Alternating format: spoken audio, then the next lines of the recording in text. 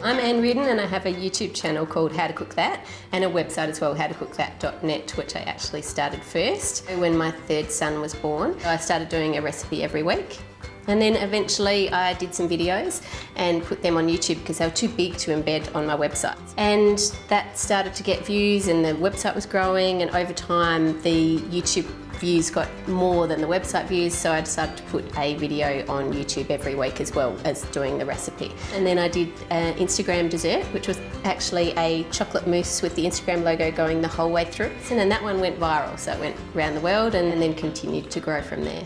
Well, I film here in my kitchen. I film myself. I have a camera and several different stands that I swap it between to get different angles. And then I edit it. I have my computer in my cupboard, which is my office. So it's lots of work, but lots of fun.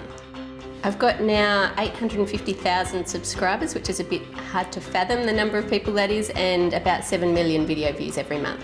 What's popular is really hard to gauge on YouTube. Sometimes you'll think something's amazing and it won't get many views, and other things you think are an okay video for the week and everyone will love it. YouTube has just taken off, I think because it's interactive. It's a social medium. So in the comments they'll say, can you make this? Can you make that? It's a two-way conversation. Anyone can do a YouTube channel now. They can film on their smartphone. The difficulty is finding something that's unique and something that people will want to watch. And I get a lot of people saying, where do you get your ideas from? Can you send me to the website you get your ideas? Like, I made it up. So you need to be able to think of content yourself. And today we're going to make some cupcake piñata cookies that basically are sugar cookies, and the top one's decorated and the middle one's hollow, so we can fill it up with some lollies. It turns it from just a cookie into a nice lovely gift you can give to someone. What we need is some sugar, some butter or margarine, 1 egg and some spices. Now here I've used nutmeg and cinnamon, and some flour. We're using plain or all-purpose flour there, and some vanilla. Now I'll put all of the recipe quantities for that on the Breville Food Thinkers website, and we'll put a link to that below.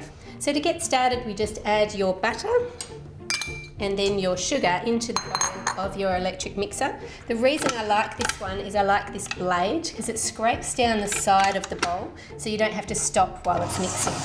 We just want to mix that for 1 minute only. Add your egg. Just 30 seconds is plenty of time for that one. We can add our vanilla as well here. I'm just using half a tablespoon. Okay, so now we want to add in our flour and our spices, because we don't want to add too much air into the mixture. Add the spices in, and now we're going to mix that up for about 2 minutes. That's looking great. So now we just need to roll that dough out, then tip about half of it onto some non-stick baking paper. And then I've just got 2 paint stirrers. If you put those either side, then when you're rolling with your rolling pin, it's going to help you get a nice, level, even dough. Instead of rolling, you just kind of want to squish it down. We're going to put this dough in the fridge for a couple of hours, and it makes it easier to cut out your shapes. And we'll come back once it's chilled. So now you can take your cutters. I'm using 2 different sizes so we can fit those lollies inside. So just take your normal size cutter. We need these for the base of the biscuit and the top of your biscuit. Then we need a smaller cutter. Pop it right in the middle. And then to get it out, the easiest way is to tilt your cutter and then just use that to lift it up and take it out so that you don't squash around the edges. So for each biscuit you're going to need 2 and 1 of those. Peel that away and then re-roll that out to make more biscuits. Slide it onto a baking tray and bake them in the oven. They're really quick to cook. So we'll put those in now. So while that's cooking, we want to make our royal icing. And that's quite simple to make. It just has icing sugar and lots of icing sugar. And then to that, you want to add some egg white powder if you can get that, which some countries you can. In Australia, it can be hard to find. So I'm using Pavlova Magic Mix, which will be fine. And then you want to add to that some water, your 100 mils all at once. And we want to let it mix, and as it's mixing we're going to add 2 tablespoons of water, but we do need to mix it on high for a few minutes, so I'll do that and then come back to you once it's done. Okay, that's looking good. So it should be able to hold its own shape. So to colour your frosting, then you can use either gel colour or liquid colour. I'm going to go for a nice deep pink, and then we'll also make a nice blue so that we've got the 2 different colours. Okay, so it's been 10 minutes and our cookies are done. We'll just put some icing into your bag. And when I say cut a tiny corner off, I mean a really tiny, tiny amount. You can always take more off if you need it. And then just check, squeezing some onto your finger, that you're getting a nice line. And that's pretty good. Okay, so what we want to do now is we want to outline the cookies. We'll just take one here.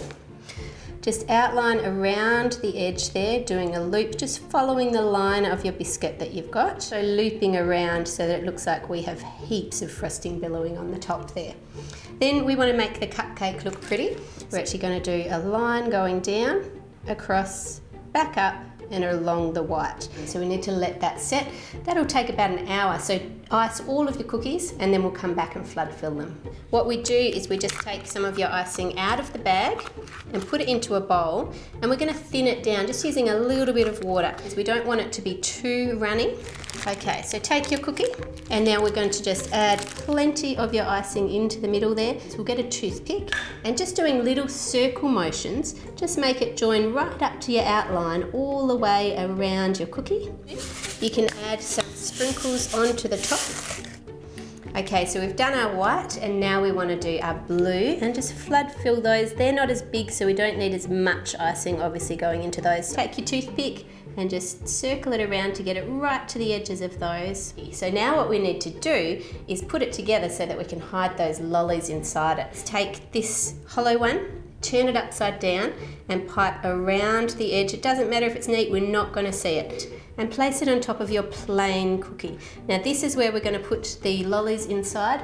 I'm using some Nerds because they're nice and small. Add them into the middle. And then again, do the same thing. Just pipe a line of icing around the outside and then place this one carefully on top like that. And there you have your surprise inside little cupcake cookie. And you can wrap it up in a little bow and a little thing and give it as a gift.